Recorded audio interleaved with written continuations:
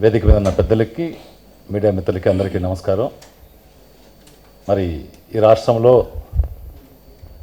కూటమి ప్రభుత్వం వచ్చిన తర్వాత ఏదైతే ఈ రాష్ట్ర మాజీ ముఖ్యమంత్రి వర్యులు ప్రీతమ నాయకులు జగన్మోహన్ రెడ్డి గారు పేదవాడి ఆరోగ్య విషయంలో, పేదవాడి డాక్టర్ చదువుకునే విషయంలో ఆలోచన చేసి ఒక ముందు చూపుతో ఈ రాష్ట్రంలో ప్రతి జిల్లాకి ఒక మెడికల్ కాలేజీ ఉండాలనే ఉద్దేశంతో ప్రభుత్వ మెడికల్ కాలేజీలని ఏర్పాటు చేయడం, మరి వాటిని ప్రైవేటైజ్ చేసడానికి పీపీపీ మోడల్లో పెత్తందారులకి, ఉన్నత వర్గాలకి, వాళ్ళ అనునయులకి కట్టబెట్టే విషయంలో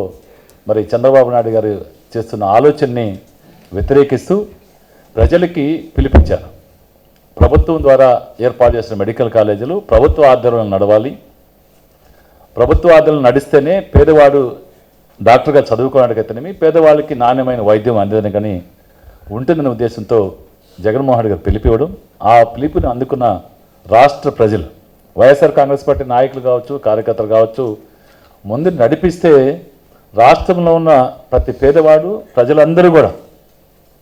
న్యూట్రల్గా ఉన్న వాళ్ళు కూడా అందరూ కూడా దానికి సహకరించి మరి ఏదైతే కోటి సంతకాలు సేకరించాలనుకున్నారో దానికి మించి కోటి సంతకాలు మించి సంతకాలు పెట్టడం, ఖచ్చితంగా దీన్ని చంద్రబాబు నాయుడు గారు చేసే పనిని వ్యతిరేకించి ముందుకొచ్చి మాతో కలిసి అందరూ కూడా పనిచేశారు. మరి నియోజకవర్గ కేంద్రాల్లో ర్యాలీ పెట్టిన, నిన్న జిల్లా కేంద్రంలో మరి జిల్లా అధ్యక్షులు గోవర్ధన్ రెడ్డి గారి ఆధ్వర్యంలో ర్యాలీ పెడితే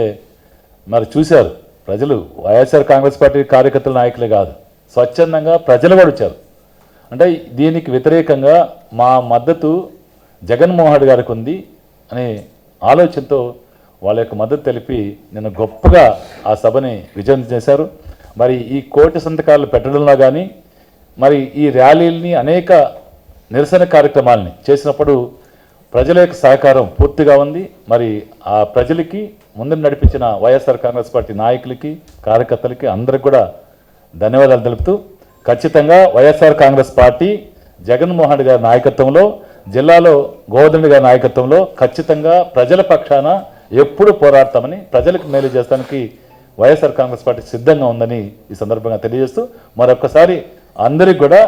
ఈ కార్యక్రమాన్ని విజయం చేసిన ప్రతి ఒక్కరికి పేరు పేరున ధన్యవాదాలు తెలియజేస్తాం.